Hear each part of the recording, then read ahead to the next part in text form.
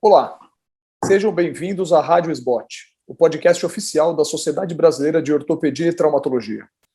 Hoje teremos mais um episódio do programa Controvérsias em Ortopedia, com o tema Instabilidade no atleta de contato, Latarjet ou bancar.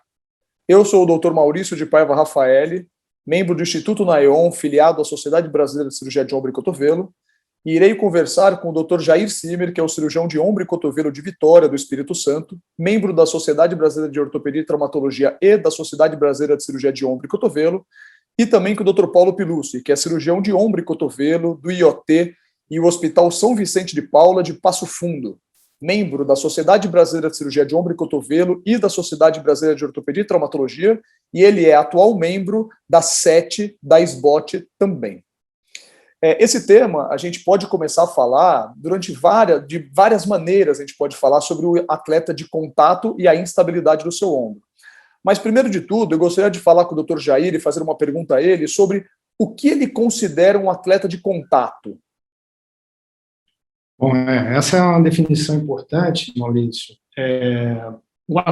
Existe uma diferença entre atleta de contato e colisão. Exemplos clássicos, assim, o atleta de contato seria aquele atleta de futebol, o nosso futebol, né, e o de colisão seria o do futebol americano, que é uma pancadaria que você, na verdade, tem um conflito entre um corpo e outro muito frequentemente, diferente de outros esportes, né? Essa é a visão do atleta de colisão e o atleta de contato. Uma coisa que eu gosto de falar, assim, que eu gosto de falar, além desses atletas que são de alta demanda, é o atleta também de risco de vida, né, que a gente gosta de falar, que também seria, vamos dizer, encaixaria nesse tema, seria o atleta que faz um paraquedismo, um alpinismo a nível, né, mais alto, ou um atleta um surfista de ondas gigantes, de onda grande, também é um nível diferente do nível normal aqui que a gente vê.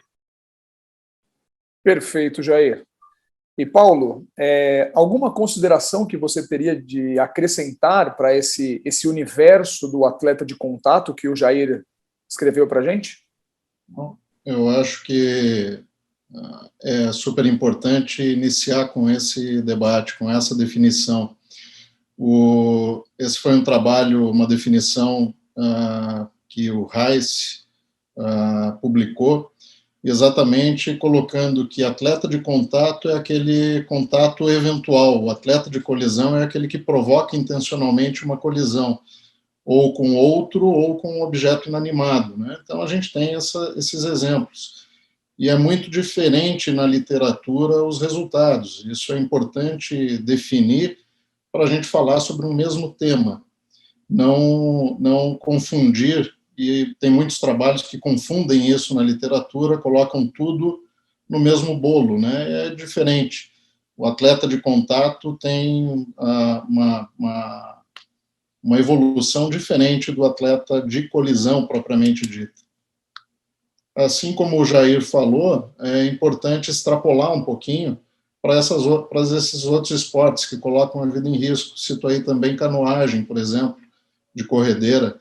São esportes que a pessoa se coloca em risco e é importante definir que tipo de atleta a gente está tratando, não só o de colisão, mas aquele que demanda uma atenção especial. Perfeito, Paulo. É muito bom a gente conseguir, inicialmente, começar a definir o universo, né, dessa nossa conversa, porque se a gente for falar de instabilidade, a gente vai passar muito acima desse tema. E, Paulo, quando você pega um paciente que tem um histórico de instabilidade do ombro e, na sua avaliação, você observa que ele é um atleta, ele se enquadra nesse universo atleta de contato, como você conduz esse paciente? Como é que você faz a condução inicial desse paciente? Numa primeira avaliação, eu acho sempre importante a gente ter em mente qual o esporte que ele pratica, qual o nível de competição que ele pratica, se é um esporte realmente profissional ou se é recreacional. isso muda também a nossa visão sobre tratamentos e o que, principalmente, esse paciente espera para a sua vida esportiva futura. Outra consideração é qual o número de episódios, quantos episódios ele já experimentou.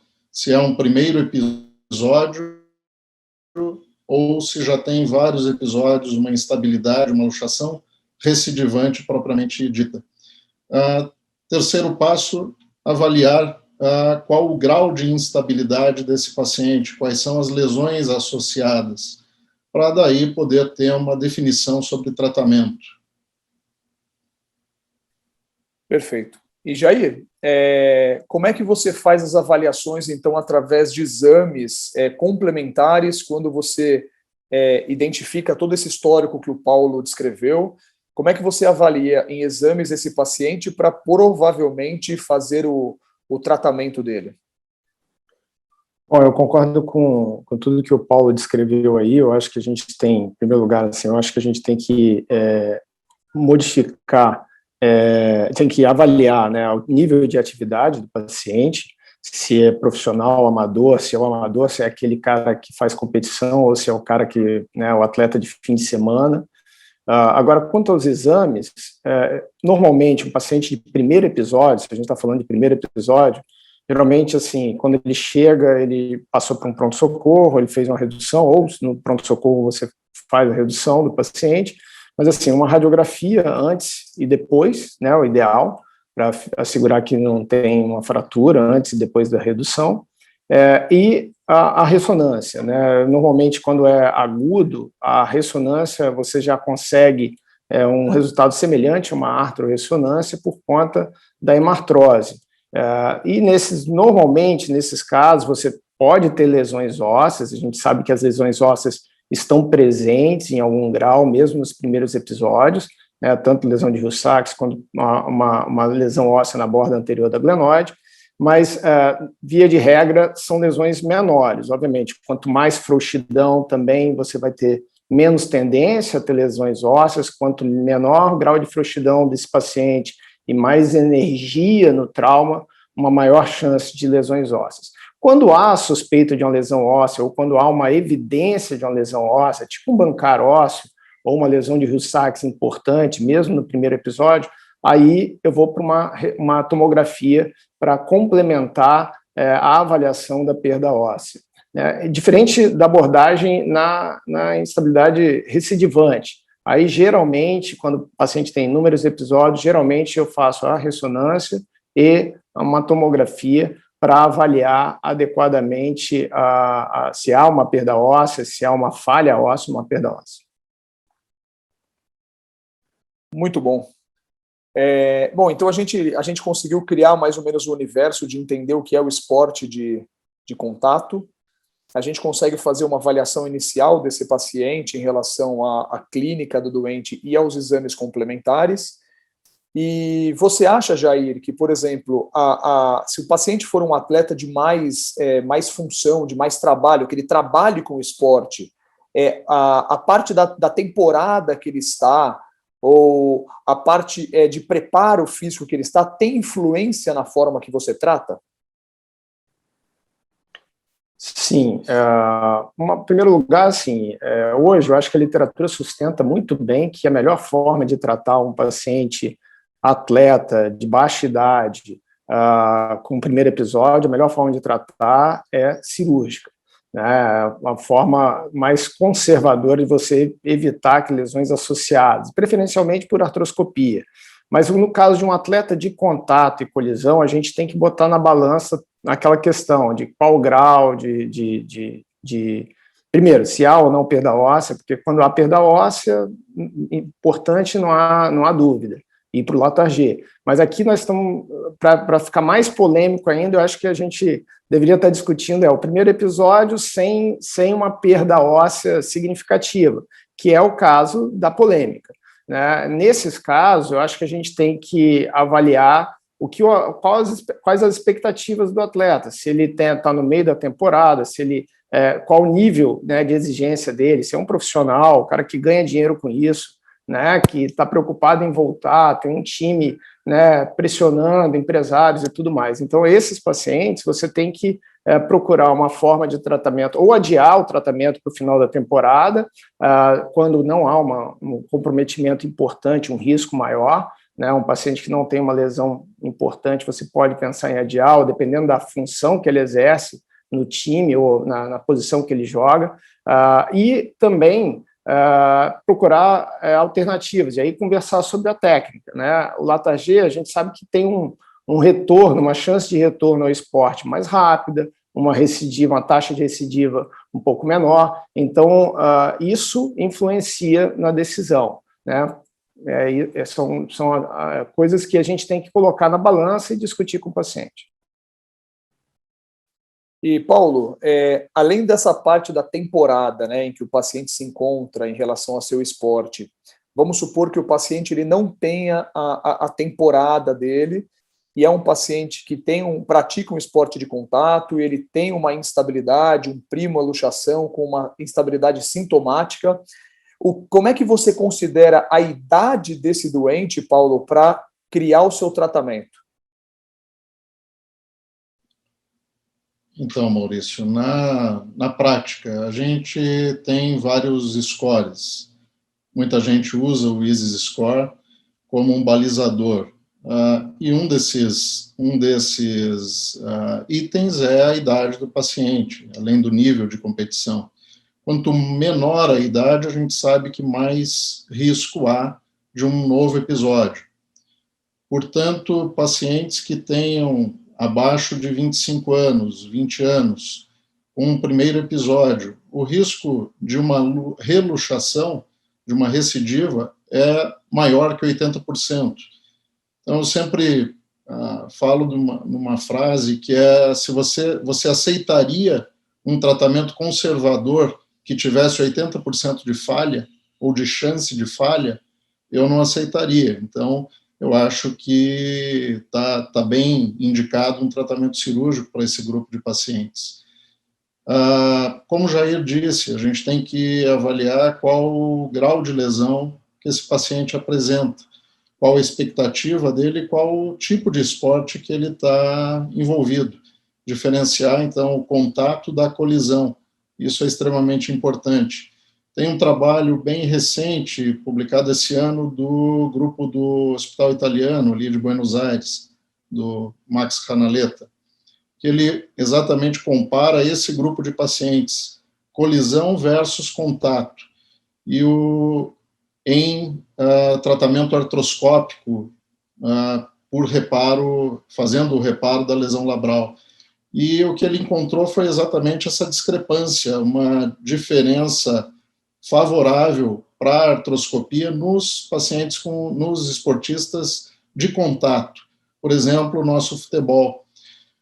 Diferente do rugby, que teve quase 15% aí de associação com recidiva.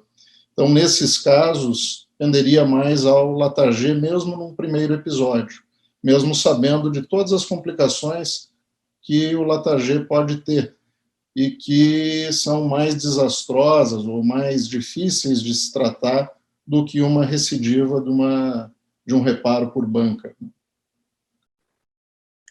Bom, Paulo, você já fez um grande apanhado, né? Eu acho que a sua resposta foi espetacular. Você fez um grande apanhado, já falando um pouco do jeito que você conduz o tratamento, né? Você já falou um pouco de alguns trabalhos que mostram resultados positivos de reparo labral do bancar no paciente no esporte de contato, né, no atleta de contato, e também colocou uma posição em relação ao Latarjet. Jair, nesse caso, como é que você conduz, como é que você trilha o teu paciente que você acredita que ele tem uma boa evolução para um reparo de bancar, e como você trilha esse doente para um reparo de Latarjet, uma cirurgia de Latarjet? Como é que você faz, Jair? Com relação ao Latarjet, a gente normalmente indica para aquele paciente que tem uma chance grande de recidiva, que normalmente são os pacientes com perdas ósseas, com lesões bipolares e pacientes envolvidos em esporte de contato e colisão de uma forma mais intensa, mais competitiva. Quando você não tem uma lesão importante, é uma lesão óssea importante, eu acho que a gente tem que considerar, sobretudo, o nível de envolvimento desse atleta no esporte e a intensidade que esse atleta pratica esse esporte, né? A gente sabe que existe um artigo recente, uma revisão do grupo do Anthony Romeu, mostrando que quando você separa atletas de contato e colisão, você tem em torno de 18% de chance de recidiva com tratamento artroscópico. Mas se você separar os estudos que foram feitos, uma melhor seleção de pacientes, sem perda óssea, operados em decúbito lateral e com número adequado de âncoras, e seguindo os princípios mais recentes da medicina baseada em evidência, esse índice em atletas de contato e colisão caiu para 8%. Então, existe um espaço para tratar por artroscopia. Uma outra coisa importante é que o Latagê tem um trabalho recente na American Journal of Sport Medicine, mostrando que o Latagê no primeiro episódio, né, comparando com o Latagê em episódios de recidivas, de luxações recidivantes, você tem resultados semelhantes, porém, uma maior chance de dor residual no Latagê quando feito no primeiro episódio. Então, assim, eu acho que se você conversar com alguns autores, eu já tive a oportunidade de conversar com pessoas como o Lafosse, alguns anos atrás, e ele sugeria não fazer Latagê para quando você não tem perda óssea significativa, quando você tem um primeiro episódio sem perda óssea. Ele preferiu o tratamento artroscópico, e é um autor que vai muito para o lado do Latagê. Então, acho que a gente tem que considerar essas coisas, perdas ósseas, grau de envolvimento no esporte. E outra coisa importante, que só para finalizar, existe um viés também importante, que é a literatura, mas existe um viés da vida real. O cirurgião ele tem que adaptar também e ter consciência do que ele tem de melhor, do que ele tem melhor para oferecer, tanto para a artroscopia, que às vezes ele não tem os recursos adequados, quanto para o Latagê, porque às vezes ele não tem o treinamento adequado. E as complicações na artroscopia elas são mais frequentes quando você não usa todos os recursos, você não tem disponibilidade dos recursos e não usa todas as orientações técnicas mais recentes, as técnicas mais evoluídas. E no Latagê, as complicações elas acontecem, e quando acontecem são muito importantes. Então, a gente tem que ter algum critério, tem que atender, o cirurgião tem que observar esse viés do treinamento dele e de tudo que ele faz para definir também. Eu acho que isso é pouco falado, mas pesa na balança na hora de definir. Paulo, eu vou te fazer duas perguntas, na verdade, Paulo. A primeira pergunta é o que você norteia diferente ou semelhante ao que o Jair faz? E a segunda pergunta é que o Jair ele citou um conceito agora que eu gostaria que você explicasse, que é o conceito de bipolar, lesões bipolares. O que esse tipo de conceito de lesão bipolar define também a tua forma de tratar? É importante isso que o Jair falou sobre os conceitos de tratar o paciente. Tem coisas que a gente não fala, que não é tratada na literatura. Uma das coisas é lembrar também do lado financeiro. Um Latagê sai mais barato que uma artroscopia, a gente tem que resolver o problema desses pacientes, apesar das complicações. Tem um embasamento hoje bem importante já na literatura, e eu acho que não é um problema de técnica, é um problema da seleção do paciente. Então, entra nisso o conceito de Glenoid Tract, ou de lesão bipolar, né? Que seria a lesão associada da cabeça do húmero e uma lesão associada, uma perda óssea na glenoide. Quando eu tenho essas duas lesões e o caminho que a cabeça do húmero percorre na glenoide tem uma perda óssea e tem um Hill-Sachs mais medializado, quanto maior essa perda óssea, eu vou ter uma chance de enganchamento da cabeça do húmero junto à glenoide. Nesses casos, eu tenho um risco maior, então, de recidiva. A proposta de tratamento para esses casos vai depender muito do tamanho dessa lesão, do quanto é essa perda óssea, de quantificar isso. Num atleta de contato, você pode até associar um reparo de bancar associado a um remplissage, por exemplo, se eu tenho uma perda óssea mínima. Mas num esporte de colisão, em que eu tenho um risco maior de recidiva, a minha opção certamente é pelo Latarjet. Muito bom, Paulo. A gente tem que tentar finalizar um pouco esse nosso bate-papo. Eu vou fazer só uma última pergunta, e eu gostaria que primeiro o Paulo respondesse, depois o Jair respondesse, que é: vocês acreditam que existe espaço para o Latarjet por via artroscópica no tratamento desse tipo de paciente? Então, essa é outra controvérsia. Eu acho que sim, como toda técnica vai se desenvolvendo. Mas eu acho que, novamente, não é um problema da técnica. Eu acho que o cirurgião tem que trabalhar com a técnica que ele domina melhor. Se eu vou, e não satisfazer somente o seu ego, se eu consigo fazer uma boa cirurgia de Latarjet aberta, melhor que uma cirurgia artroscópica, eu vou fazê-la aberta e não artroscópica. O dia que tiver uma habilidade suficiente, casos suficientes, com instrumental adequado para que se faça uma cirurgia artroscópica com a mesma qualidade que eu consigo fazer a cirurgia aberta, eu acho que não há problema em executá-la dessa maneira. Eu concordo com o que o Pilusky falou. Eu acho que, assim, em parte, o problema é que a gente não tem uma técnica desenvolvida de forma suficientemente boa para tornar essa técnica reprodutível para todos os cirurgiões.